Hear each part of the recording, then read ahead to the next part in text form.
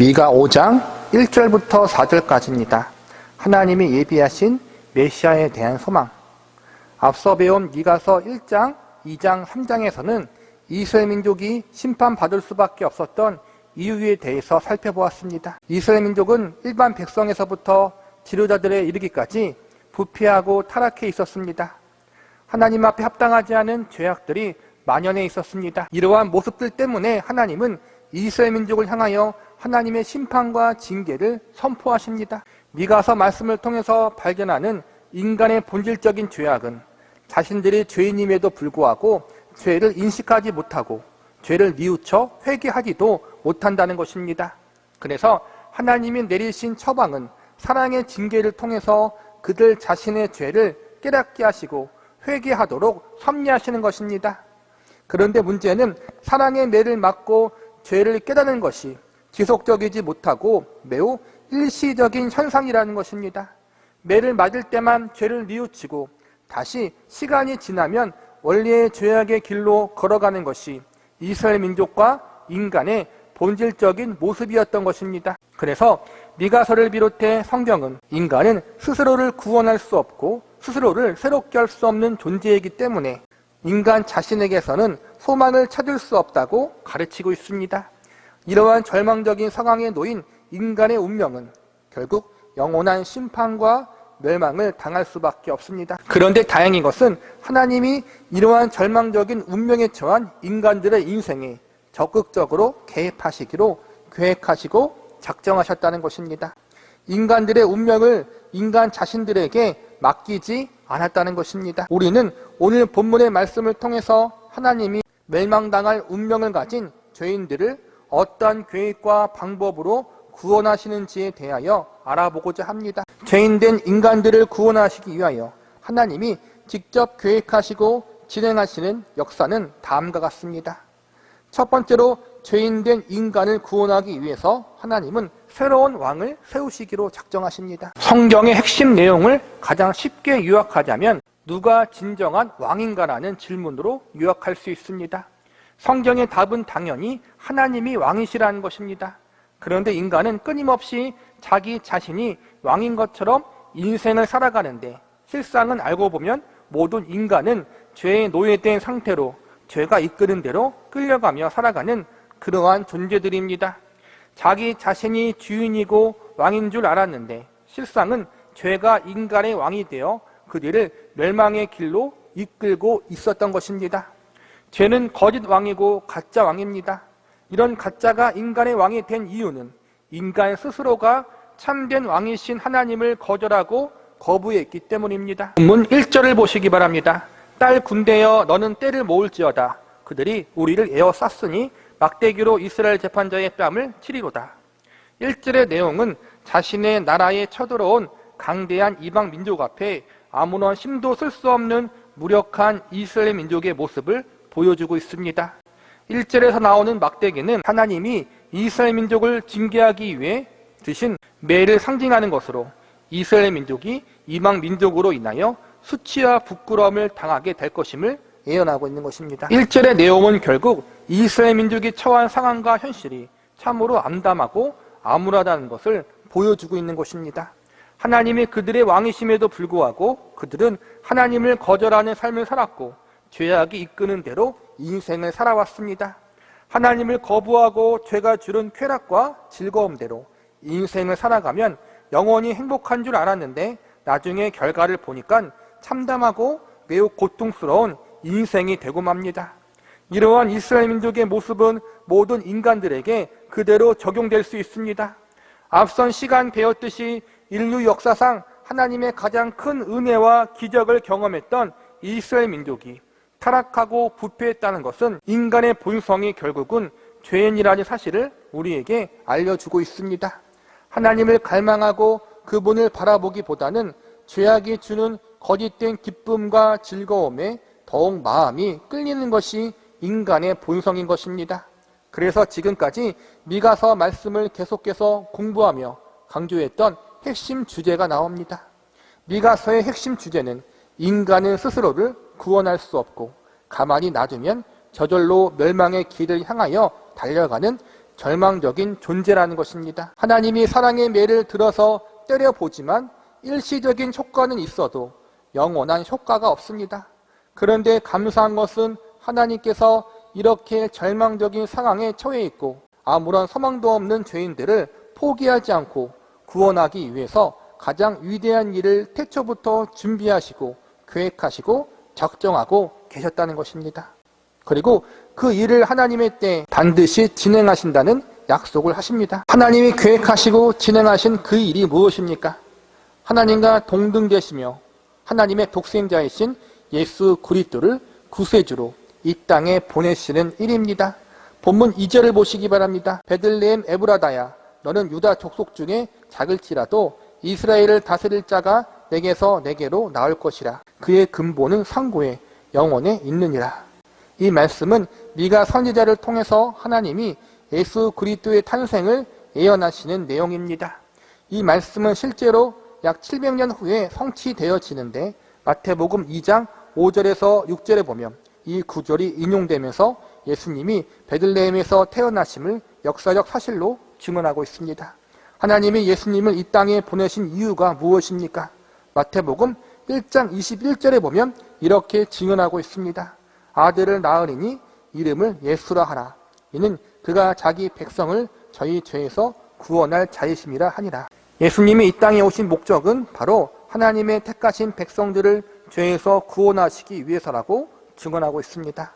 인간은 모두 죄인입니다. 죄인이라는 것은 죄의 노예, 죄의 종된 상태에 있다는 것입니다. 그러니까 지금까지 죄가 인간들의 왕노릇을 하고 있다는 것입니다. 예수님이 오셔서 택하신 백성들을 죄에서 구원하신다는 것은 죄의 노예된 상태, 종된 상태에서 건져내시고 이제는 죄가 왕노릇하는 것이 아니라 예수님이 친히 그들의 왕이 되어 주신다는 의미를 가지고 있습니다. 인간이란 존재는 스스로 왕이 될 수 없습니다. 왜냐하면 인간보다 죄의 심이 더 강하기 때문입니다.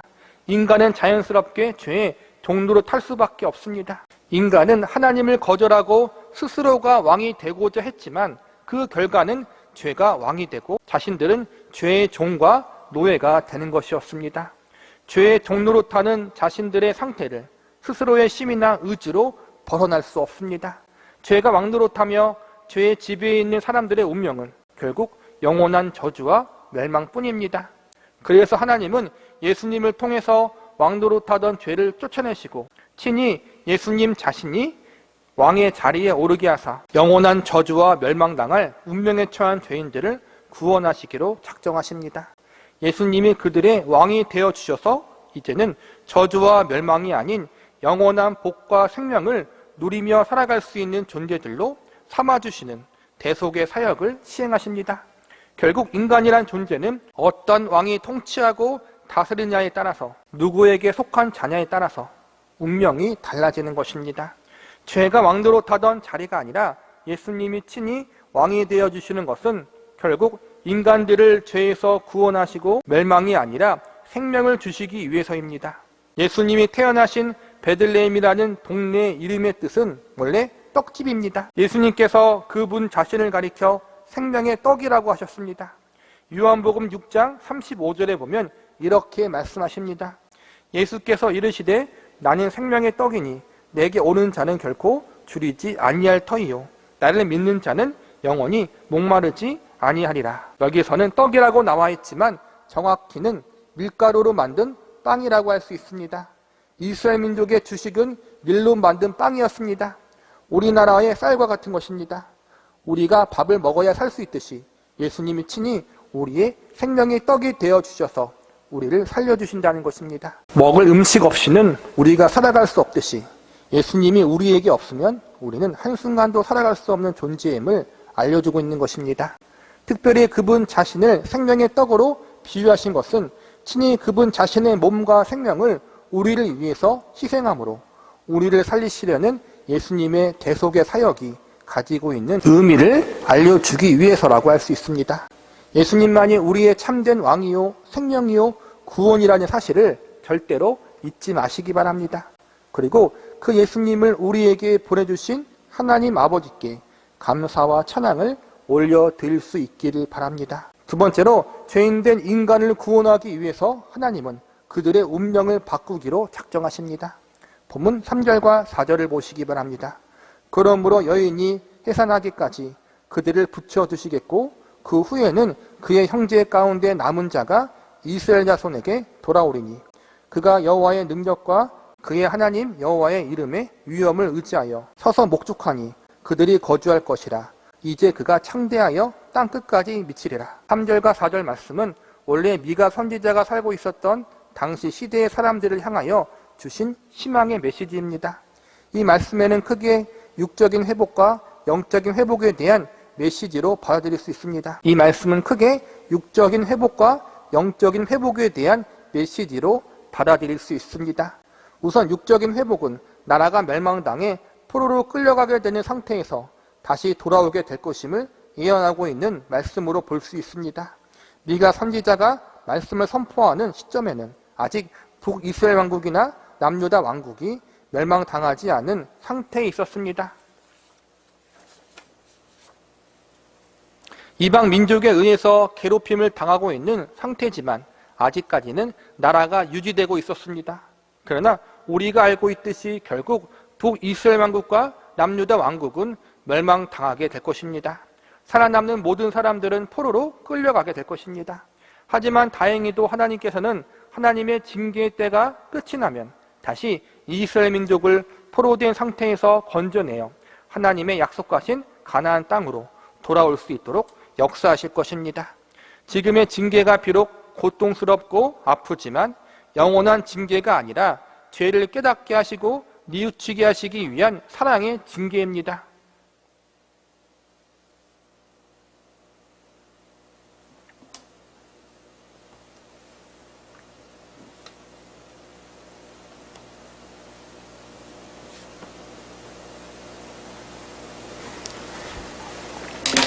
사랑의 징계의 목적은 회복이고 새로운 기회를 주는 것입니다. 그러기에 이 사랑의 징계가 끝나면 하나님의 때 반드시 이스라엘 민족을 회복의 자리로 이끌어 주실 것임을 약속하고 있는 것이 3절과 4절의 말씀 속에 담긴 의미입니다. 또 하나는 영적 회복에 대한 메시지가 있는데 이는 하나님을 거부하고 멀리하던 이스라엘 민족이 다시 하나님을 가까이하고 하나님을 찾는 자가 될 것임을 예언하고 있는 것입니다. 3절에서 여인이 해산할 때에는 매우 고통스럽지만 아이를 낳으면 그동안의 고통을 모두 잊고 기쁨을 얻듯이 지금은 절망적인 상황 속에 있지만 이 절망의 고통 뒤에는 이스라엘 민족이 새롭게 되어질 희망과 기쁨이 있을 것이라고 하나님이 약속하신 것입니다. 결국 이스라엘 민족을 향한 하나님의 징계는 벌을 위한 벌이 아니라 회복하고 고치기 위한 사랑의 징계임을 알려주는 것입니다. 그래서 우리가 잘 아는 히브리서 12장 5절과 6절에 보면 이렇게 가르치고 있습니다. 또 아들들에게 권하는 것 같이 너희에게도 권면하신 말씀도 잊었도다. 일렀으되 내 아들아 주의 징계하심을 경히 여기지 말며 그에게 꾸지람을 받을 때 낙심하지 말라. 주께서 그 사랑하시는 자를 징계하시고 그가 받아들이시는 아들마다 책짓질하심이라 하였으니 하나님 백성들을 향한 하나님의 징계는 그들을 바르게 고치기 위한 사랑의 매라는 사실을 알려주고 있습니다. 물론 사랑의 매만 가지고는 사람을 변화시키거나 새롭게 할 수는 없습니다. 그래서 하나님은 2절에서 친히 메시아이신 예수 그리스도를 보내주셔서 우리의 왕으로 삼아주시고 예수님의 주도 아래 인간들을 변화시키시고 새롭게 하여 주신다고 약속하십니다. 인간이 스스로 열심을 내어 의지를 가짐으로 새롭게 되는 것이 아니라 하나님 편에서 예수님의 강권하신 은혜와 사랑으로 거듭나게 하신다는 것입니다. 즉 구원과 회복의 주체가 인간이 아니라 하나님, 예수님에게 있다는 것을 알려주고 있는 것입니다. 인간의 의지로는 결코 스스로 거듭나게 만들 수 없습니다. 인간은 본래 모두 죄의 종이고 죄의 통치 아래 있기 때문에 영원한 멸망과 심판을 받을 운명입니다. 죄의 속박에서부터 벗어날 능력도 없고 스스로 하나님을 찾지도 않기에 인간 스스로 이러한 운명에서 벗어날 수 없습니다. 우리는 스스로를 절대로 구원할 수 없다는 사실과 우리가 가진 의로움과 우리가 행한 공로로도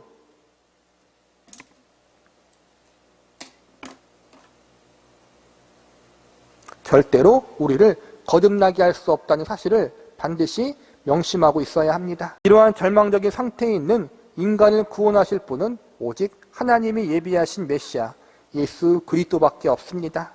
우리가 우리 자신을 구원할 수 없다는 사실을 겸손히 인정하고 하나님의 은혜와 예수 그리스도가 구주 되심을 받아들이는 것, 이것이 바로 복음이고 구원이라는 사실을 명심하시기 바랍니다. 말씀을 마무리하겠습니다.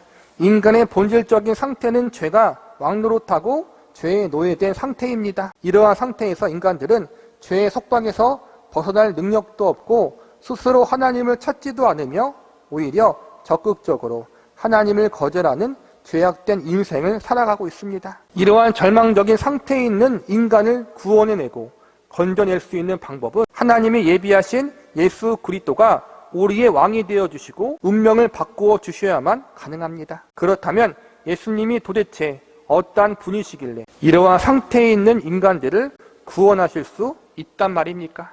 그분이 우리의 왕이 되시고 우리의 운명을 바꾸시기에 충분한 분이십니까? 성경은 예수님이 충분히 그럴 만한 자격과 능력이 있다고 가르치고 있습니다. 본문 2절을 다시 보시기 바랍니다. 베들레헴 에브라다야 너는 유다 족속 중에 작을지라도 이스라엘을 다스릴 자가 내게서 내게로 나올 것이라. 그의 근본은 상고의 영원에 있느니라. 이 말씀은 1차적으로 메시아의 탄생과 그분이 어디서 태어나실 것인지를 예언하고 있고 한 발 더 나아가 이 메시아가 어떤 분이신지를 아주 정확하게 알려주고 있습니다. 2절 후반부에 보면 그의 근본은 상고에 영원에 있느니라. 이렇게 메시아의 정체를 알려주고 있습니다. 상고라는 말은 오래전부터 애적부터라는 의미를 가지고 있는데 뒤에 있는 영원이라는 말과 합하여서 풀이하자면 하나님이 보내시는 메시아는 태초부터 영원 전부터 계신 분이라는 의미를 가지고 있다고 할 수 있습니다. 원래 태초부터 영원 전부터 계신 분이 누구입니까? 바로 하나님입니다. 메시아이신 예수님이 하나님과 동등된 분임을 미가 선지자가 미리 알려주고 있는 것입니다. 이스라엘 민족은 하나님이 메시아를 보내주실 것이라는 약속을 이미 알고 있었습니다. 왜냐하면 구약에서 지속적으로 메시아가 오신다는 예언의 약속을 하나님이 하셨기 때문입니다. 그런데 이스라엘 백성들은 그 메시아가 인간적인 지도자, 능력이 뛰어난 훌륭한 사람일 거라는 생각만 했습니다. 자신들을 이방인의 억압과 핍박에서 건져내어줄 정치적인 지도자나 싸움을 잘하는 무적 불패의 장군일 거라고 생각하고 있었습니다. 그런데 신약 시대에 들어와 예수님이 메시아로 오셨는데 사람들은 예수님의 모습을 보고 많이 실망했습니다. 자신들이 생각한 그러한 정치적, 인간적 지도자가 아니었던 것입니다. 그런데 인간들 편에서는 실망했지만 하나님 편에서는 인간들에게 가장 필요한 존재, 그들을 온전히 구원할 수 있는 완전한 존재로 메시아를 보내주신 것입니다. 인간적으로 유능한 지도자가 아니라 인간들이 감히 상상하지도 못했던 존재, 하나님의 독생자이자 하나님과 동등된 분, 태초부터 영원 전에 하나님과 함께 하셨던 성자 예수님을 인간들의 구원자로 보내주셨습니다. 예수님은 하나님과 동등된 분이기 때문에 인간의 본질적인 운명, 그들이 처해 있는 절망적인 상황, 죄의 속박에서부터 능히 그들을 건져낼 수 있고 하나님을 거절하고 거부하는 강팍하고 완악한 마음을 깨트려 버릴 수 있는 능력을 가지신 분이 바로 예수님이셨습니다. 이에 대한 말씀이 빌립보서와 로마서에 다음과 같이 가르치고 있습니다. 그는 근본 하나님의 본체시나 하나님과 동등됨을 취할 것으로 여기지 아니하시고 이는 그리스도 예수 안에 있는 생명의 성령의 법시 죄와 사망의 법에서 너희를 해방하였습니다. 여기서 보면 예수님을 가리켜 하나님의 본체요 하나님과 동등된 분으로 이야기하고 있고 그리스도 예수 안에 있는 생명의 성령의 법이 죄와 사망의 법에서 너를 해방했다고 선포하고 있습니다. 하나님이 보내주신 메시아이신 예수님, 그분은 하나님의 본체요 우리를 죄와 사망의 법에서 해방시키는 구원의 주님이십니다. 우리의 운명을 새롭게 하실 수 있는 유일한 분이라는 것입니다. 우리는 예수님을 죄인들의 구주로 보내신 하나님의 놀라우신 계획과 마음에 감사해야 합니다. 인간은 죄인이라 늘 자기 자신의 욕심과 욕망을 채우고 싶고 이루고 싶어 합니다. 믿는 성도들도 예외가 아닙니다. 가장 거룩해야 할 신앙생활도 기도도 때로는 우리의 소원을 이루고 내 뜻을 관철시키기 위한 도구로 사용할 때가 많이 있습니다. 이스라엘 백성들 역시 하나님이 예비하신 메시아가 자신들의 육적인 억압으로부터 자유와 해방을 가져다 주는 분으로 기대하고 있었습니다. 우리도 하나님을 믿으며 예수님을 믿으며 인생에서 성공과 번영을 얻게 되고 모든 일이 만사 형통하게 될 것이라고 믿지 않습니까? 그러나 신앙생활을 하다 보니 우리가 기대한 것과는 전혀 달리 고난과 환난이 있고 아픔과 고통이 있으며 끊임없이 눈물 골짜기를 지나가야 한다는 사실을 배우게 됩니다. 2000년 전 당시에도 동일했습니다. 많은 이들이 기대했던 메시아와의 모습과 전혀 다른 모양으로 예수님이 오셨습니다. 그래서 많은 이들이 실망했습니다. 그런데 나중에 알고 보니까 예수님이야말로 육신적인 자유와 해방보다 더 귀한 영혼의 자유와 구원을 주실 수 있는 유일한 분이셨습니다. 인간들을 영원한 멸망과 심판으로부터 구원해 주실 전능자가 바로 예수님이었습니다. 유능한 인간의 지도자는 한시적으로 사람들에게 안정과 번영을 줄 수 있겠지만 예수님은 인간의 삶 저 너머에 있는 영혼의 문제까지 영원히 책임져 주시는 만왕의 왕이 되십니다. 인간이 기대했던 것과 전혀 다른 메시아가 오셨지만 알고 보니까 하나님은 인간이 감히 상상하지 못하고 있었던 문제까지 해결하실 수 있는 분, 하나님과 본체이신 성자 예수님을 메시아로 오게 하심으로 인간들에게 가장 필요한 것을 채워주시고 이루어 주신 것입니다. 결국 오늘 말씀을 통해서 우리는 두 가지 사실을 배울 수 있습니다. 하나는 인간의 뜻과 계획보다 하나님의 뜻과 계획이 더 위대하고 가장 정확하다는 것입니다. 하나님의 뜻이 인간의 뜻과 다를 수 있지만 결국에는 하나님의 뜻이 가장 선하고 합당하다는 것입니다. 그리고 또 하나, 성자 예수님이 아니면 결국에는 아무도 죄에 노예된 상태와 영원히 멸망당할 운명에서 구원받을 수 없다는 것입니다. 하나님은 오직 예수님만 죄인들의 유일한 구원의 소망이 되실 수 있다는 것을 알고 계셨습니다. 결론적으로 하나님이 우리보다 우리를 더 알고 계시고 우리에게 있어야 할 것이 무엇인지 가장 정확하게 아시는 전지전능하신 분이라는 것입니다. 죄의 종노릇하는 죄인들을 건져내어 새로운 주의 백성으로 만들 수 있는 유일한 분이 바로 예수 그리스도십니다. 죄의 속박에서 영원한 저주와 멸망의 심판을 받을 운명을 바꾸어 영생 복락을 누리며 살아갈 수 있도록 역사하실 수 있는 분 역시 오직 예수 그리스도 한 분뿐입니다. 그분은 하나님의 본체시며 하나님의 독생자이시며 태초부터 영원까지 살아서 역사하시는 창조주 하나님이십니다. 이 성자 예수님을 우리에게 구세주로 보내주신 하나님과 그분의 전부를 우리를 위해 아낌없이 내어주신 예수님이 우리의 왕이시며 운명의 주인이시며 우리의 전부라는 사실 앞에 우리의 뜻과 우리의 생각, 우리의 방법을 기꺼이 내려놓으시기 바랍니다. 우리의 고집과 아집을 포기하시기 바랍니다. 그리고 겸손히 그분의 뜻과 그분의 방법, 그분의 일하심을 인정하고 우리 자신을 기꺼이 순복시키는 자리로 나아갈 수 있는 저와 여러분이 되시기를 기도합니다. 미가 5장 5절에서부터 9절까지입니다. 역사와 운명의 주관자이신 예수님. 미가서 5장 전체의 내용은 하나님이 예비하신 메시아에 대한 소망과 메시아 되시는 예수 그리스도가 행하시고 이루시게 되는 사역은 무엇인지에 대해서 알려주고 있습니다. 지난 시간에 메시아에 대한 소망이라는 제목으로 말씀을 공부했습니다. 미가서 5장 전반부의 중심 주제는 메시아 되시는 예수님만이 죄의 노예로 살아가고 있고 죄의 속박과 지배 속에서 살아가는 인간들을 구원할 수 있는 유일한 구주라는 사실입니다. 오늘 우리가 배우게 될 본문 말씀은 미가서 5장 중반부 말씀으로서 예수님이 메시아로서 구체적으로 어떠한 일을 이루시고 행하실 수 있는 분인지에 대한 말씀들이 기록되어 있습니다. 지난 시간에 배웠듯이 우리는 예수님이 태초부터 영원히 하나님과 함께 하셨던 분으로서 하나님과 동등된 분이시라는 사실을 먼저 알고 있어야 합니다.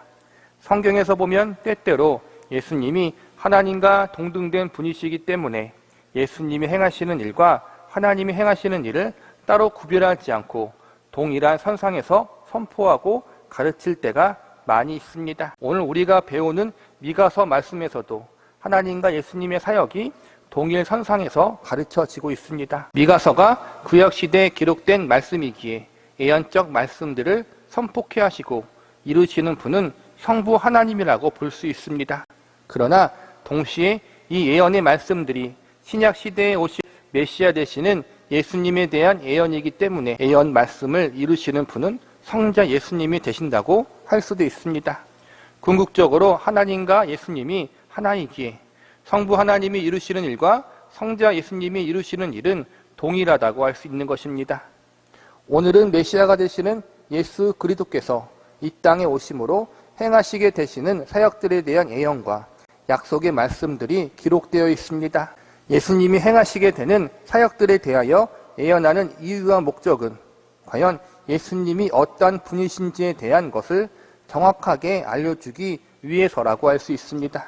하나님이 예비하신 메시아가 과연 어떠한 존재인가, 과연 그를 온전히 믿고 신뢰할 수 있는가, 그분은 우리의 모든 것을 맡기기에 충분한 분이신가, 이러한 인간의 의심과 물음을 원천 봉쇄하기 위하여 하나님은 미가 선지자를 통해서 메시아의 정체와 그분이 어떠한 존재인지를 오늘 본문에서 아주 정확하게 알려주십니다.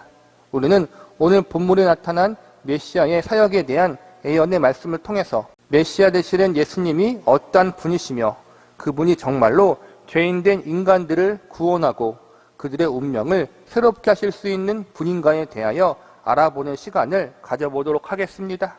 우선 메시아이신 예수 그리스도의 정체와 그분이 어떠한 분이신지에 대하여 알아보는 시간을 가져보도록 하겠습니다. 첫 번째로 메시아이신 예수 그리스도는 역사의 주관자이십니다. 본문 5절을 보시기 바랍니다. 이 사람은 평강이 될 것이라 아수르 사람이 우리 땅에 들어와서 우리 궁들을 밟을 때에는 우리가 7 목자와 8 군왕을 일으켜 그를 치리니. 이 말씀은 1차적으로 아수르 제국을 비롯해 이방 민족의 침입으로 인하여 고통받고 있었던 이스라엘 민족을 향한 구원과 회복에 대한 약속이라고 할 수 있습니다.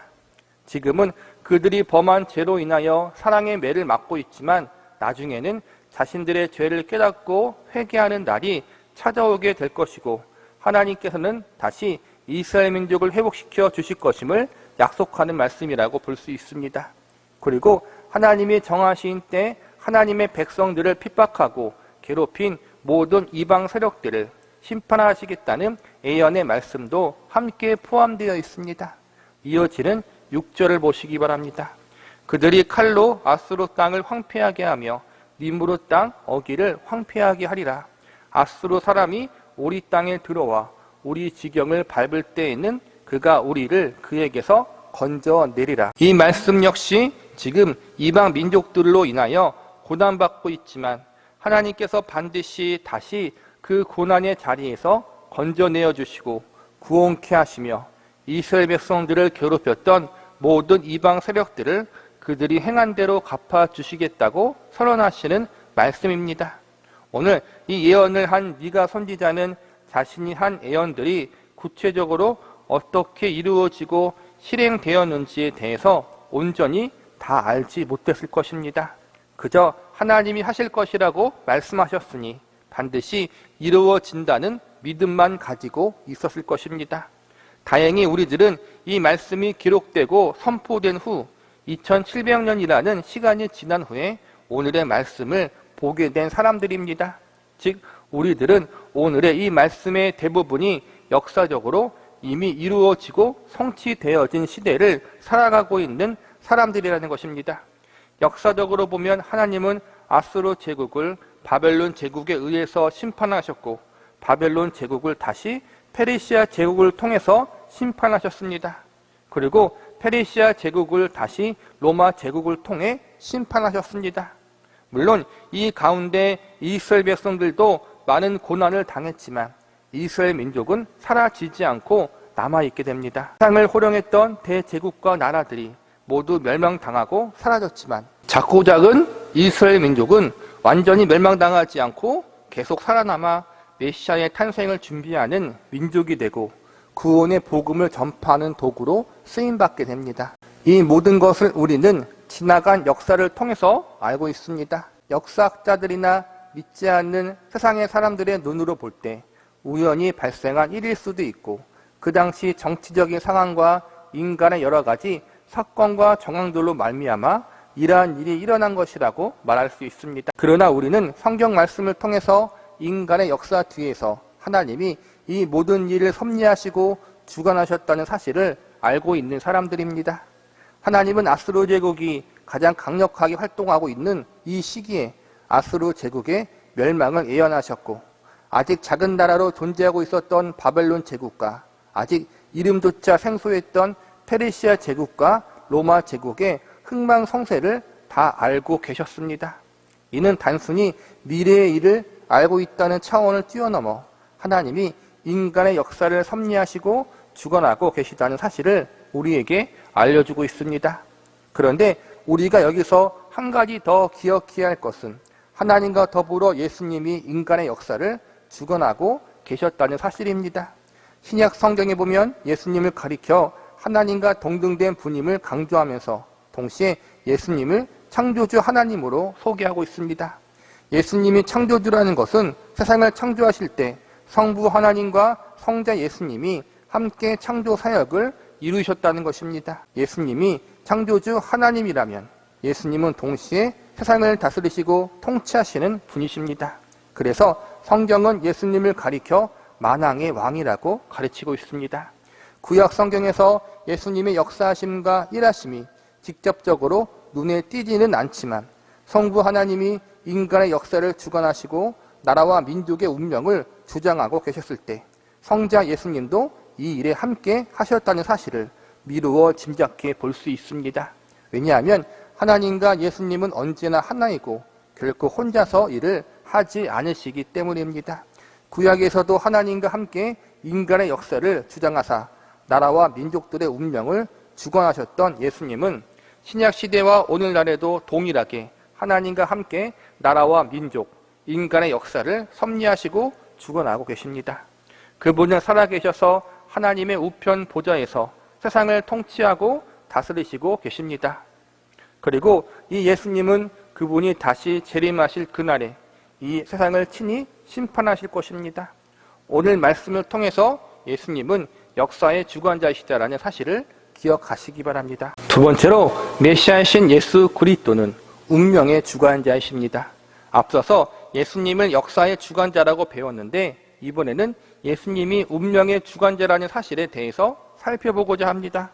역사의 주관자나 운명의 주관자나 같은 말이지만 오늘 설교에서는 역사의 주관자를 한 나라와 민족, 사회를 주관하는 분으로 표현했다면 운명의 주관자라는 것은 믿는 하나님의 백성들을 책임지시고 주관하시는 분으로 표현하고자 합니다.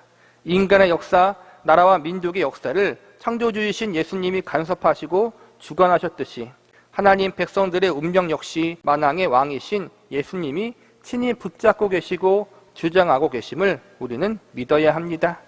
본문 7절을 보시기 바랍니다. 야곱의 남은 자는 많은 백성 가운데 있으리니 그들은 여호와께로부터 내리는 이슬 같고 풀 위에 내리는 담비 같아서 사람을 기다리지 아니하며 인생을 기다리지 아니할 것이며. 여기서 보면 야곱의 남은 자를 언급하고 있습니다. 야곱의 남은 자는 하나님께서 택하신 백성들, 고난과 환난 가운데 하나님이 포기하지 않은 백성들을 의미합니다. 역사적으로 이스라엘 민족이 죄악에 빠졌을 때 끝까지 죄와 타협하지 않았던 네가 선지자와 같은 거룩하고 순결한 자들을 의미하는 것이고, 동시에 죄를 지었지만 나중에 하나님께 회개하고 하나님께로 돌아오는 모든 자들을 의미한다고 볼 수 있습니다. 신약 시대에 들어와 남은 자들이란 복음을 듣고 예수 그리스도를 구세주로 믿고 영접한 모든 그리스도인이라고 할 수 있습니다. 예수님께서는 인간의 역사와 나라와 민족들의 역사를 주관하시는 창조주 하나님이시지만 특별히 택하신 하나님의 백성들의 운명과 예수님을 믿는 그리스도인들의 운명을 더욱 특별하게 붙잡고 계시고 책임지고 계십니다. 7절에 보면 여호와께서 남은 자들에게 이슬과 담비 같은 은혜를 주신다고 나와 있습니다. 이어지는 8절을 보시기 바랍니다. 야곱의 남은 자는 여러 나라 가운데와 많은 백성 가운데 있으리니 그들은 수풀의 짐승들 중에 사자 같고 양떼 중에 젊은 사자 같아서 만일 그가 지나간 즉 밟고 찢으리니 능히 구원할 자가 없을 것이라. 8절에 보면 하나님께서 남은 자들을 사자와 같이 강하게 하신다고 말씀하고 있습니다. 택하신 하나님의 백성들에게 이슬과 담비 같은 은혜를 주시고 젊은 사자와 같은 강함을 주신다는 약속은 하나님만이 약속이 아니라 예수님께서도 함께 하신 약속입니다. 즉 하나님과 더불어 예수님이 함께 택하신 하나님의 백성들, 교회와 성도들에게 은혜를 내려주시고 그들의 운명을 강하게 붙들어 주셔서 그 어떠한 악한 세력들이 택하신 자들을 건들지 못하도록 역사하시겠다는 것입니다. 이는 죄와 사망의 권세로부터 구원받은 주의 백성과 자녀들을 지켜주시고 보호해 주신다는 말씀으로 받아들일 수 있습니다. 우리가 아주 잘 아는 말씀, 로마서 8장 38절과 39절의 말씀을 제가 읽어드리겠습니다. 내가 확신하노니 사망이나 생명이나 천사들이나 권세자들이나 현재 일이나 장래 일이나 능력이나 높음이나 깊음이나 다른 어떤 피조물이라도 우리를 우리 주 그리스도 예수 안에 있는 하나님의 사랑에서 끊을 수 없느니라. 여기서 보면 믿는 성도의 상태를 그리스도 예수 안에 있는 상태라고 가르치고 있습니다. 예수 안에 있다는 것은 예수님이 성도들의 삶과 운명을 책임지고 있고 붙잡고 있다는 것입니다. 예수님이 역사의 주관자이시면서 동시에 하나님 백성들의 운명을 책임지시고 계시는 주관자이십니다. 예수님이 이러한 분이라면 우리가 그분을 온전히 믿고 그분을 신뢰할 만하지 않겠습니까? 창조주요 만왕의 왕이신 예수님이야말로 우리의 죄를 사하시고 우리의 운명을 새롭게 하실 수 있는 유일한 분이심을 믿으시기 바랍니다. 마지막으로 메시아이신 예수 그리스도는 심판자이십니다. 본문 9절을 보시기 바랍니다. 내 손이 내 대적들 위에 들려서 내 모든 원수를 진멸하기를 바라노라. 9절의 말씀은 앞서 언급했듯이 하나님 백성들을 괴롭혔던 이방 세력들을 하나님이 심판하신다는 내용으로 이해할 수 있습니다. 한 발 더 나아가 궁극적으로 예수님이 죄악의 권세를 모두 깨트리시고 최후 승리를 얻게 되실 것을 알려주고 있는 내용으로 볼 수 있습니다. 죄악의 권세를 깨트리시는 일의 시작은 예수님이 이 땅에 오셔서 이루신 사역들로 인해서 실행되어졌습니다. 십자가에서의 대속의 죽음과 다시 부활하심으로 인하여 죄가 왕도로 타는 이 세상에서 승리의 깃발을 올리셨습니다. 이 승리를 시작으로 죄악의 세력은 점점 패배의 길을 걸어가게 될 것이고 마침내 예수님이 다시 재림하시는 그날에는 죄의 세력에 대하여 완전한 승리를 이루실 것입니다. 죄에 대한 예수님의 승리는 이미 시작되었고 동시에 죄에 대한 심판도 시작되었습니다. 예수님이 심판을 행하시는 기준은 아주 명확합니다. 요한복음 3장 17절과 18절 말씀을 제가 읽어드리겠습니다. 하나님이 그 아들을 세상에 보내신 것은 세상을 심판하려 하심이 아니요 그로 말미암아 세상의 구원을 받게 하려 하심이라. 그를 믿는 자는 심판을 받지 아니하는 것이요 믿지 아니하는 자는 하나님의 독생자의 이름을 믿지 아니하므로 벌써 심판을 받은 것이니라. 예수님을 구세주로 믿는 자는 심판을 받지 않게 되고 믿지 않은 자는 심판을 받게 되는 것입니다. 예수님은 최후 심판자가 되실 것입니다. 심판자의 기준과 근거는 오로지 예수 그리스도 안에 있느냐 아니면 밖에 있느냐, 그분을 구세주로 믿고 영접했느냐 안 했느냐가 될 것입니다. 여기서 우리가 주목해서 보여야 할 것은 심판의 기준과 근거가 사람이 가지고 있는 그 어떠한 조건이 있는 것이 아니라는 것입니다. 본문 5절을 다시 보시기 바랍니다. 이 사람은 평강이 될 것이라 아수르 사람이 우리 땅에 들어와서 우리 궁들을 밟을 때에는 우리가 7 목자와 8 군왕을 일으켜 그를 치리니, 여기서 5절 앞부분에 보면 이 사람은 평강이 될 것이라고 나와 있습니다. 여기서 이 사람은 예수님을 가리킵니다. 인간이 본질상 죄인이기 때문에 거룩하신 하나님과 인간 사이에는 화목도 없고 평강도 없습니다. 그런데 여기서 보니까 예수님이 평강이 되신다고 나와 있습니다. 즉 하나님과 인간 사이에 중보자가 되어 주셔서 하나님과 인간 사이를 평강케 만들어 주신다는 것입니다. 하나님과 인간 사이가 평강케 되는 원인은 이처럼 예수님께 있지 인간 자신에게 있는 것이 아닙니다. 이번에는 본문 7절을 보시기 바랍니다. 야곱의 남은 자는 많은 백성 가운데 있으리니 그들은 여호와께로부터 내리는 이슬 같고 풀 위에 내리는 담비 같아서 사람을 기다리지 아니하며 인생을 기다리지 아니할 것이며, 여기서 보면 이슬과 담비 같은 은혜가 여호와께로부터 나온다고 선언하고 있습니다. 그리고 하나님은 사람과 인생을 기다리지 않는다고 나와 있습니다. 하나님을 가리키는 말을 우리는 예수님으로 바꾸어 쓸 수 있습니다. 모든 은혜가 인간의 그 어떠함을 이유나 근거로 해서 주어지는 것이 아니라 오로지 하나님의 신실하심과 긍휼하심의 근거로 하여 주어지듯이 하나님의 백성들과 성도들에게 부어지는 은혜의 근거는 언제나 예수님의 신실하심과 사랑의 근거로 하고 있습니다. 우리가 자랄 때까지 예수님이 기다렸다가 주시는 것이 아니라 우리가 아직 죄인 되었을 때 먼저 찾아오셔서 무조건적으로 그리고 일방적으로 예수님의 위대한 사랑을 부어주셨습니다. 우리의 자람이 조건이 되고 근거가 되었다면 우리는 영원히 은혜를 받지 못했을 것입니다. 그러므로 구원의 조건, 하나님께 은혜를 받은 근거는 결코 우리에게 있는 것이 아닙니다. 우리가 구원받을 수 있는 이유, 우리가 심판을 면할 수 있는 유일한 이유는 나를 향한 예수 그리스도의 사랑과 은혜 때문이라는 사실을 절대로 잊지 마시기 바랍니다. 말씀을 정리하겠습니다. 오늘은 본문 말씀을 통해서 하나님이 예비하신 메시아가 과연 어떠한 존재인가, 과연 그를 온전히 믿고 신뢰할 수 있는가, 정말로 예수님이 죄인된 우리를 구원하시고 우리의 운명을 새롭게 하실 수 있는 분인가에 대해서 살펴보았습니다. 결론부터 말씀드리자면 예수님이야말로 충분히 우리가 온전히 믿고 모든 것을 내어 맡길 수 있는 분이라는 것입니다. 왜냐하면 예수님은 창조주요 만왕의 왕으로서 역사와 운명의 주관자요 온 세상을 심판하시는 심판자이시기 때문입니다. 우리가 죄인으로서 우리의 구원을 위해서, 우리의 새로움을 위해서 아무것도 할 수 없었을 때, 절대적으로 무능력한 상태에 있을 때 하나님이 예수 그리스도를 우리에게 보내주시고 우리를 구원해 주셨습니다. 구원해 주시는 것으로 끝나지 않고 우리를 친히 하나님의 자녀로 삼아 주셨습니다. 그래서 로마서 8장 15절에 보면 이렇게 선포합니다.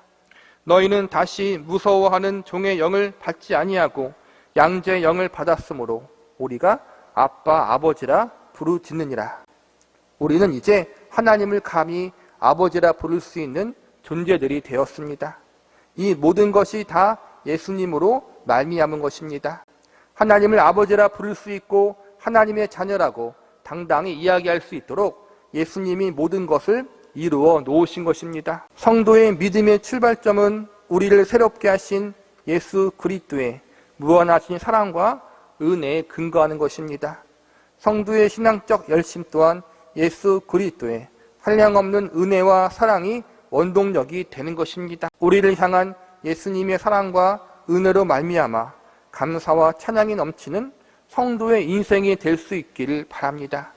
그리고 나를 향한 예수님의 은혜와 사랑을 힘입어 더욱더 예수님을 의지하고 그분을 신뢰하며 세상과 타협하지 않고 끝까지 믿음으로 인생을 살아갈 수 있는 저와 여러분이 되시기를 기도합니다. 미가 5장 10절에서부터 15절까지입니다. 우리의 주권자는 누구인가? 미가서 5장은 메시아 되시는 예수 그리스도의 오심과 그분의 사역에 대한 예언의 말씀들이 기록되어 있는 장입니다. 미가서 5장 전반부에서는 구약시대에서부터 하나님이 죄인들을 구원하시기 위하여 메시아 되시는 예수 그리스도를 예비하시고 준비하셨다는 사실을 알려주고 있고, 5장 중반부에서는 메시아 되시는 예수님만 유일하고 참된 소망이라는 사실을 가르쳐 주고 있습니다.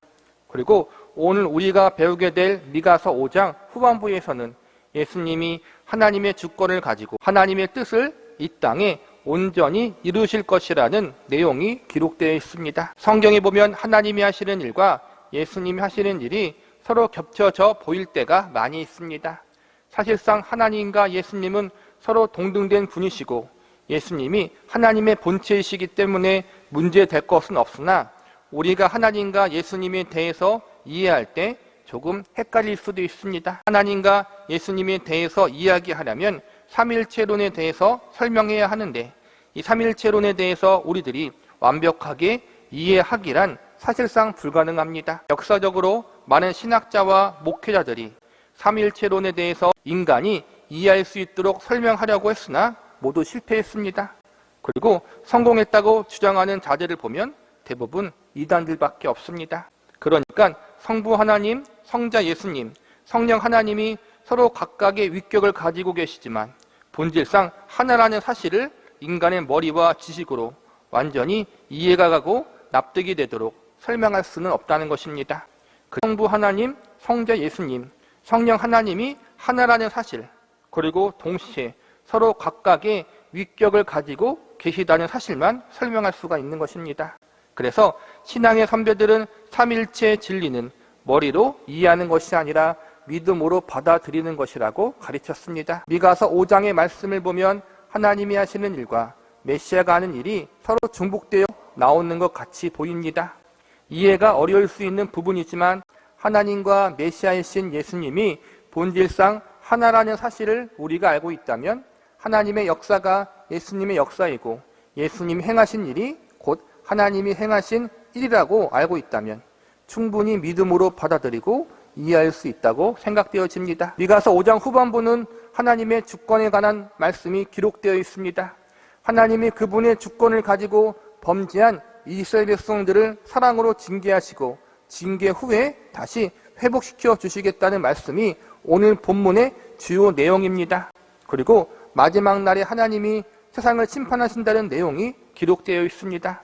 이 말씀은 구약 시대에만 해당되는 것이 아니라 신약 시대에도 동일하게 적용될 수 있습니다. 앞서서 미가서 5장 후반부의 내용이 하나님의 주권에 대한 이야기라고 했는데 동시에 예수님의 주권을 이야기하는 것으로도 볼 수 있습니다. 신약 시대에 예수님은 주권을 가지시고 그분의 교회와 성도들을 붙잡고 계시고 책임지고 계십니다. 때로는 교회와 성도들이 타락하고 부패했을 때 사랑으로 징계하시고 그들을 새롭게 만드십니다. 그리고 세상의 마지막 날에는 예수님이 친히 이 땅에 재림하시어 각자가 행한 대로 세상을 심판하실 것입니다. 오늘 미가서 5장 후반부가 바로 이러한 하나님의 주권, 예수님의 주권에 대한 말씀으로 가득 차 있습니다. 우리는 미가서 5장 마지막 부분을 공부하면서 오늘 본문 속에 기록된 하나님의 주권과 예수님의 주권에 대한 말씀이 과거 하나님의 백성인 이스라엘 백성들과 오늘날 하나님의 백성인 교회와 성도들에게 어떻게 적용되어지고 역사하는지에 대해서 알아보는 시간을 가져보도록 하겠습니다. 첫 번째로 하나님 백성들을 향한 심판의 말씀을 통해 하나님의 주권이 어떻게 실행되었는지 살펴보겠습니다. 본문 10절과 11절을 보시기 바랍니다. 여호와께서 이르시되 그날에 이르러는 내가 내 군마를 내 가운데에 멸절하며 내 병거를 부수며 내 땅의 성읍들을 멸하며 내 모든 견고한 성을 무너뜨릴 것이며. 10절과 11절 말씀은 범죄한 이스라엘 백성들을 하나님이 심판하시고 징계하신다는 내용이 기록되어 있습니다. 10절에서 군마를 멸절하고 병거를 부순다는 것과 11절에 성읍들을 멸하고 성을 무너뜨린다는 것은 이스라엘 백성들이 자신들을 보호할 수 있다고 믿고 있던 모든 수단과 방법들을 하나님이 허물어 버리신다는 것입니다. 성읍과 성은 적들이 쳐들어올 때 자신들을 안전하게 지켜줄 수 있는 보호수단들입니다. 그런데 하나님이 이 모든 것들을 부수고 무너뜨리신다는 것은 이스라엘 백성들이 적들에 의해서 전쟁에 패배하게 될 것이고 결국에는 나라가 멸망당하게 될 것임을 미리 알려주고 있는 내용이라고 할 수 있습니다. 오늘 이 말씀은 1차적으로 미가 선지자가 살았던 당시 이스라엘 백성들을 향한 하나님의 경고의 말씀이라고 할 수 있습니다. 자신들이 가지고 있는 군사력과 잘 방비된 성을 믿고 그것들이 자신들을 지키고 보호해 줄 것이라고 믿고 있었지만 결국 그들을 지키는 것은 그 군사력이나 성이 아니라 하나님이었다는 사실을 알게 해주신다는 것입니다. 하나님이 아닌 세상의 다른 것을 의지하며 하나님을 향해 범죄했던 이스라엘 백성들에게 하나님이 그들을 지켜주시고 보호해 주지 않으면 결국에는 자신들은 아무것도 할 수 없는 존재임을 경고의 말씀을 통해서 알려주고 계신 것입니다. 한 발 더 나아가 오늘 이 말씀은 신약시대를 살아가는 하나님의 백성들을 향한 말씀으로도 적용해 볼 수 있습니다. 구약시대에는 이스라엘 민족이 하나님의 백성을 대표하고 있지만 신약시대에는 예수 그리스도를 믿는 모든 그리스도인들이 하나님의 백성이라고 할 수 있습니다. 그리스도인들이 예수님보다 세상의 다른 것을 의지하고 있다면 예수님은 그것을 무너뜨리실 것입니다. 구약의 이스라엘 백성들처럼 이방신을 섬기고 바알과 아세라와 같은 거짓 신을 믿는 것만이 우상 숭배가 아니라 예수님보다 더 사랑하는 것이 있다면 그것이 바로 우상 숭배라고 할 수 있습니다. 한 걸음 더 나아가 예수님을 사랑하는 데 있어서 방해가 되고 장애물이 되는 것이 있다면 그건 역시 우상이라고 할 수 있습니다. 예수님을 사랑하는 것은 예수님을 전적으로 의지하고 신뢰하는 것입니다. 우리가 가진 그 어떠한 것이 혹은 세상에 있는 그 어떠한 것이 우리의 구주이신 예수님을 바라보고 의지하고 신뢰하는데 방해가 된다면 그것은 예수님이 보실 때 합당하지 않은 것이고 죄가 되는 것입니다. 성도의 주인은 예수님이십니다. 주인 되시는 예수님은 성도들의 삶을 방관하지 않으십니다. 잘못된 길을 가더라도 가만히 지켜보시기만 하는 그러한 무기력한 분이 아니라는 것입니다. 잘못된 길을 가면 더 이상 가지 못하도록 막으시고 끌고 오시는 분이십니다. 안 되면 사랑의 매를 들고서라도 그렇게 하시는 분이십니다. 이렇게 하시는 이유는 궁극적으로 성도의 인생과 삶이 예수님께 붙들려 있기 때문입니다. 예수님은 이름만 우리의 구세주로 남아있는 바지 사장이 아닙니다.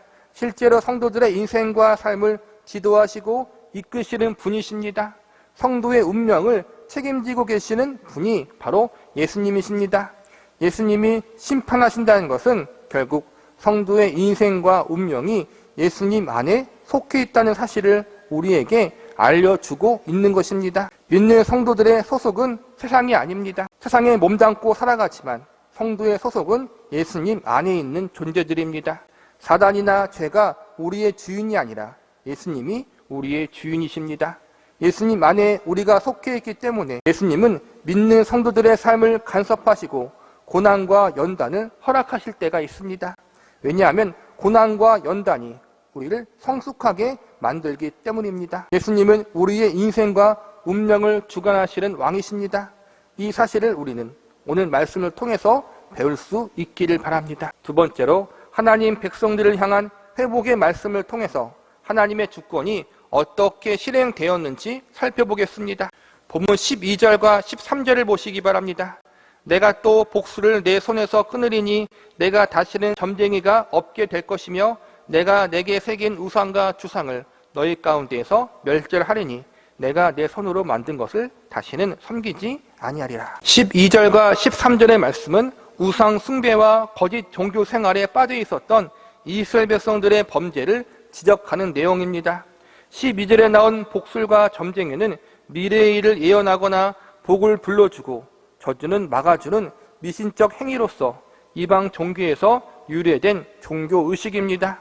복술은 귀신의 심을 빌어서 어떠한 일을 이루려고 하는 것이고 점치는 것은 미래의 일을 알아내는 행위입니다. 13절에 나온 우상과 주상은 특정 신을 눈으로 볼 수 있고 손으로 만질 수 있도록 형상화해서 만든 물건입니다. 우리가 미래의 일이나 복과 저주에 관심을 가지고 있는 이유, 그것에 목매는 이유가 무엇입니까? 불안하기 때문입니다. 자신이 스스로 컨트롤할 수 없는 미래와 내가 앞으로 직면하게 될 일에 대해서 대비할 수 없기 때문입니다. 그래서 무당이나 점쟁이를 찾아가 귀신의 심이나 혹은 알 수 없는 신비적인 심이라도 빌려와서 자신의 불확실한 미래와 앞으로의 일을 알고 싶어하는 것입니다. 어떻게 해서라도 저주를 막고 복을 얻어내고 싶어하는 인간의 본능에 기인하는 것입니다. 우상과 주상을 만들어 거짓 신을 섬기는 것도 동일합니다.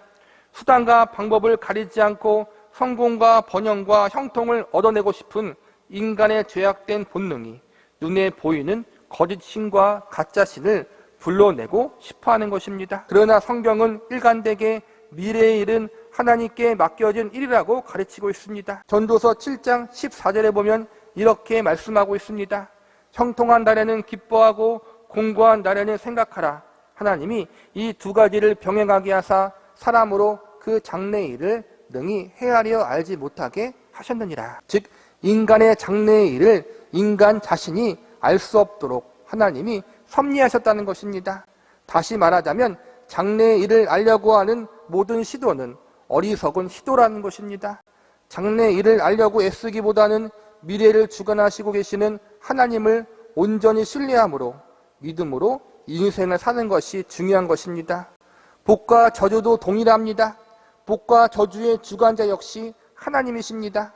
가짜 신을 찾아가서 복을 빌고 저주를 막아달라고 부탁할 필요가 없습니다. 하나님만 온전히 믿고 의지하면 나머지는 하나님이 책임져 주실 것입니다. 앞선 10절과 11절에서 하나님이 심판을 경고하셨는데 12절과 13절에서는 이 심판을 받은 이후에 다시는 이러한 거짓 신들을 섬기는 죄에 빠지지 않게 만들겠다는 하나님의 강력한 의지가 담겨 있는 말씀입니다.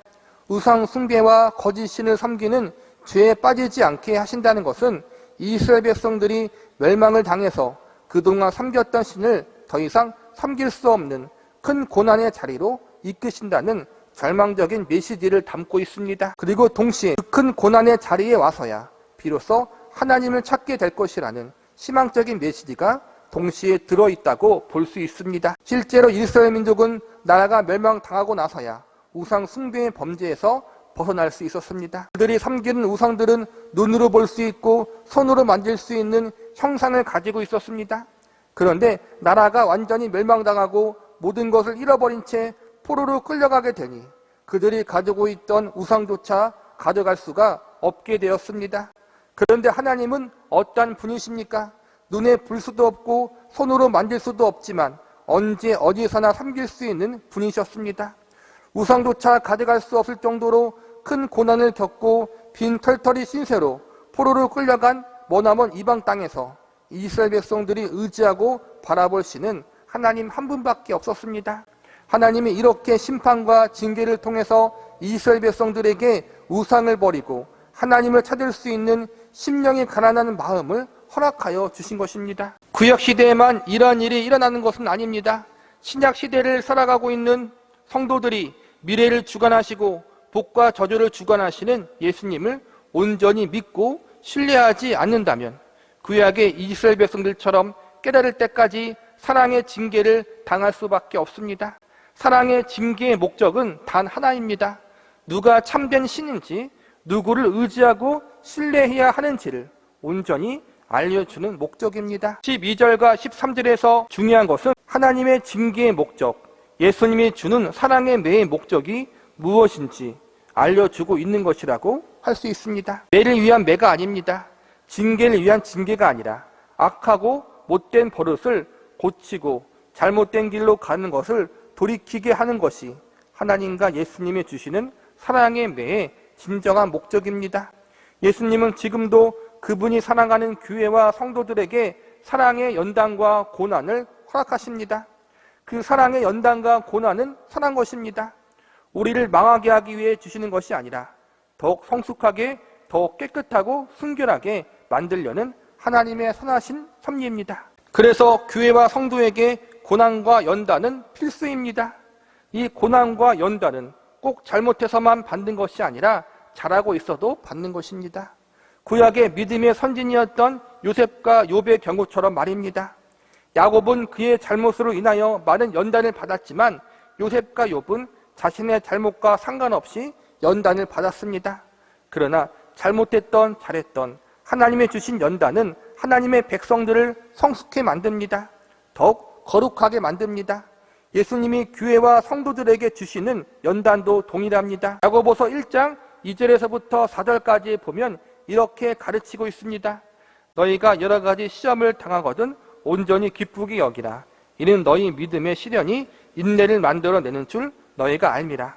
인내를 온전히 이루라. 이는 너희로 온전하고 구비하여 조금도 부족함이 없게 하려 함이라. 또한 베드로전서 1장 6절과 7절에 보면 이렇게 선포합니다. 너희가 이제 여러 가지 시험으로 말미암아 잠깐 근심하게 되지 않을 수 없으나 오히려 크게 기뻐하는도다. 너희 믿음의 확실함은 불로 연단하여도 없어질 금보다 더 귀하여 예수 그리스도께서 나타나실 때 칭찬과 영광과 존귀를 얻게 할 것이니라. 이 말씀들은 결국 성도들의 삶을 매 순간마다 예수님이 간섭하신다는 것입니다.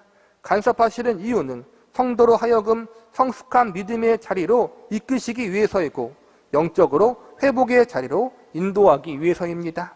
성도들의 삶을 붙드시고 하나님 보시기에 합당한 자리로 인도하시는 분이 바로 우리의 구주이신 예수님이라는 사실을 절대로 잊지 마시기 바랍니다. 마지막으로 하나님 나라의 임함에 대한 말씀을 통해서 하나님의 주권이 어떻게 실행되었는지 살펴보겠습니다. 본문 14절과 15절을 보시기 바랍니다. 내가 또 내 아세라 목상을 너희 가운데 빼버리고 내 성읍들을 멸할 것이며 내가 또 진노와 분노로 순종하지 아니한 나라에 갚으리라 하셨느니라. 14절과 15절 말씀은 이스라엘 민족의 범죄함을 심판하시고 동시에 다른 나라와 민족의 범죄함 역시도 하나님이 심판하신다는 내용을 담고 있습니다. 14절과 15절 말씀은 하나님이 최종 결정권자요 궁극적인 심판자로서 하나님의 때에 각자가 행한 모든 것을 심판하신다는 사실을 알려주고 있는 것입니다. 이스라엘 백성들이라고 해서 죄악을 덜 심판하시고 이방 민족이라고 해서 죄악을 더 크게 심판하시는 것이 아니라 동일하게 죄악에 대하여 가장 공평하게 그리고 가장 엄중하게 심판하실 것을 알려주고 있는 것입니다.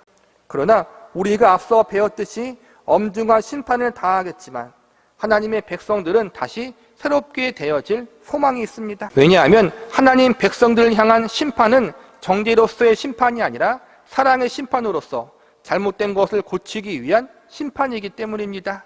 그러나 이방 민족을 향한 하나님의 심판은 정죄로서의 심판으로 그들이 행한 대로 심판을 받게 될 것입니다. 역사적으로 보면 이스라엘 민족은 아수르 제국과 바벨론 제국에 의해서 멸망을 당했지만 나중에 다시 약속의 땅으로 돌아오게 됩니다. 하나님이 다시 회복시켜 주십니다. 그러나 아수르 제국이나 바벨론 제국은 모두 멸망당해 다시는 나라를 이루지 못하게 됩니다. 영원히 역사 속으로 사라지게 됩니다. 이처럼 14절과 15절 말씀은 열방들을 심판하시는 하나님의 주권을 보여주고 있는 말씀이라고 할 수 있습니다. 오늘날 우리는 이 말씀을 예수님의 초림으로 인하여 이루어진 하나님 나라의 시작과 예수님의 재림으로 이루어질 하나님 나라의 완성에 대한 말씀으로 받아들일 수 있습니다. 예수님이 오심으로 사단의 세력들, 죄와 사망의 세력들이 패배하기 시작하다가 예수님의 십자가 사건, 부활의 사건을 통해서 결정적인 패배를 당합니다. 예수님의 대속의 사건이 사단과 죄의 세력들이 돌이킬 수 없는 치명적인 패배를 준 것입니다. 죄와 사망의 권세에서 씨름하던 영혼들, 사단의 노예에 속해 있으면서 고통스러워하던 인간들에게 이제 그들의 속박에서 벗어나 자유를 허락하여 주십니다. 이 상태에 대해서 갈라디아서 4장 8절에 보면 이렇게 설명하고 있습니다. 너희가 그때에는 하나님을 알지 못하여 본질상 하나님이 아닌 자들에게 종노릇하였더니, 이것이 예수님이 오시기 이전에 우리 인간들의 상태입니다. 그러나 예수님이 오신 이후에는 종의 자녀가 아니라 자유의 자녀가 되었습니다. 즉 사단과 죄의 종이 아니라 하나님의 자녀, 예수님께 속한 사람들이 된 것입니다. 예수님이 출임하심으로 시작된 하나님의 나라는 예수님이 재림하실 때 완전하게 완성되어지고 임하게 될 것입니다. 예수님이 출임하시어 시작하신 죄와 사단과의 전쟁에서 예수님이 결정적인 승리를 이루셨습니다. 그리고 결정적으로 이루신 이 승리는 예수님이 재림하실 때 완전한 승리로 끝이 나고 모든 악의 세력들은 멸망당하게 될 것입니다. 이 일을 예수님이 하실 것이고 교회와 성도는 예수님의 승리에 동참하게 될 것입니다. 우리가 잘해서 이 일이 이루어지는 것이 아니라 예수님이 잘해서 이 모든 일이 이루어지는 것입니다. 오늘 14절과 15절 말씀을 정리하면서 예수님이 심판자로서 이 세상을 처음부터 끝까지 주관하신다는 것입니다.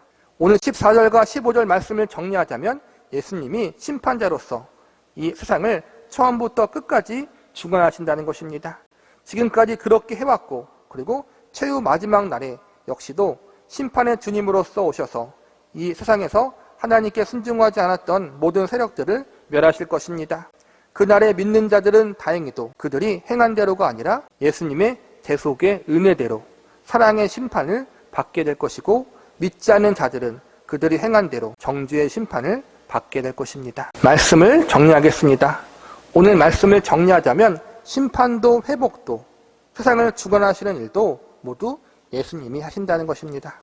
결국 예수님이 이 세상의 주관자라는 사실을 알려주고 있는 것입니다. 태초부터 예수님이 하나님과 함께 이 세상을 창조하셨고 다스리시고 통치하고 계셨기에 그분이 주권자 되심은 당연한 일이고 합당한 일입니다. 예수님은 지금도 살아계셔서 믿는 자들의 삶과 인생을 인도하고 지도하고 계십니다. 교회와 성도의 운명을 붙잡고 계시고 책임지고 계십니다. 어느 한순간만이 아니라 영원히 이끌고 계시고 책임지고 계십니다. 교회와 성도의 운명뿐만 아니라 이 세상의 운명도 예수님이 그분의 주권을 가지시고 다스리시고 통치하고 계십니다. 마지막 날 하나님 나라의 임함과 완성도 예수님의 재림하심으로 이루실 것입니다.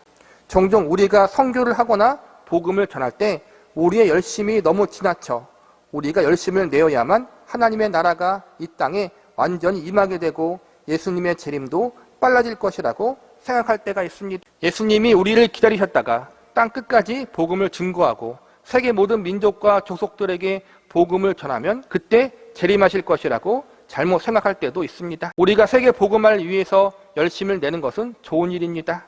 그러나 우리가 땅 끝까지 복음을 증거해야 예수님의 재림이 빨라지고 그래야 완전한 하나님의 나라가 이 땅에 임한다는 발상은 조심해야 합니다. 하나님 나라를 위해서 주를 위해 열심을 내는 것은 좋으나 마치 우리가 열심히 해야 하나님의 나라가 이 땅에 완전하게 임하는 것처럼 생각하면 자칫 잘못하면 인간의 열심과 공로가 근거가 되는 것처럼 오해할 수 있습니다. 복음이 증거되고 구원받은 영혼들이 많아져서 세계 곳곳에서 많은 민족과 나라와 종족 가운데 하나님을 믿고 그분을 예배하는 자가 많아진다는 것은 하나님의 통치하심과 다스리심이 이 땅에서 실현되어지는 것이기 때문에 그것 가운데 하나님의 나라가 영적으로 임하고 있다고 할 수 있습니다. 그러나 말 그대로 이것은 영적인 부분입니다.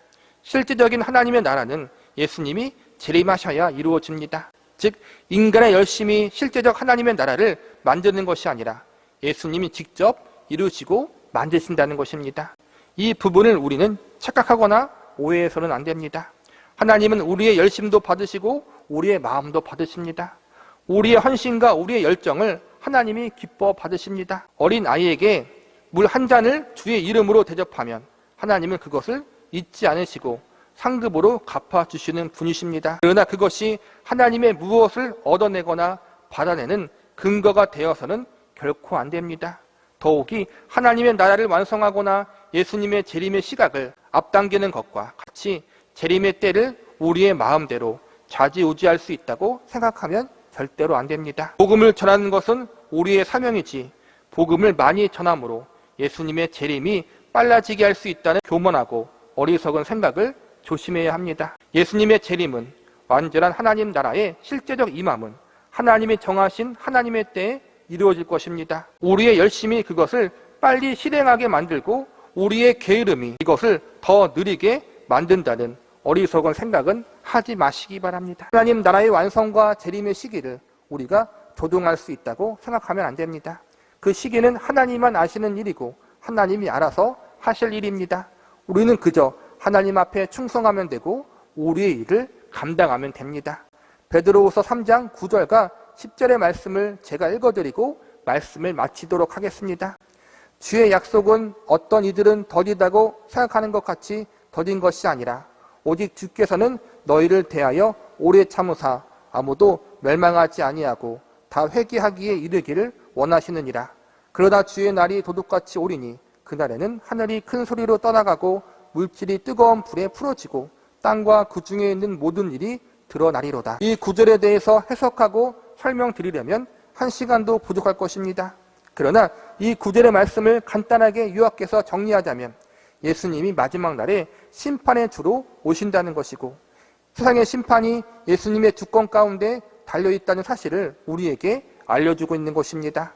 마지막 날 예수님의 재림의 날에 예수님이 직접 이 세상을 심판하시고 하나님의 나라를 완성하실 것입니다. 그 일은 하나님이 하실 것입니다. 오늘 우리가 배워야 할 가장 중요한 말씀은 하나님과 예수님이 온 세상의 주권자이시고 하나님의 백성들의 인생과 운명을 붙잡고 계시고 책임지고 계시다는 것입니다. 그러니 다른 것을 의지하거나 바라보지 말고 오직 하나님과 예수님만 바라보고 의지해야 한다는 것입니다. 내 삶도 나의 인생도 우리의 가정 그리고 우리의 교회 더 나아가서 우리나라와 민족 그리고 온 세상의 주권자는 하나님과 예수님이십니다. 이 사실을 늘 기억하면서 주만 바라보고 주만 의지하며 우리에게 맡겨진 주의 사명들을 믿음으로 최선을 다해 감당할 수 있는 저와 여러분이 되시기를 간절히 바랍니다.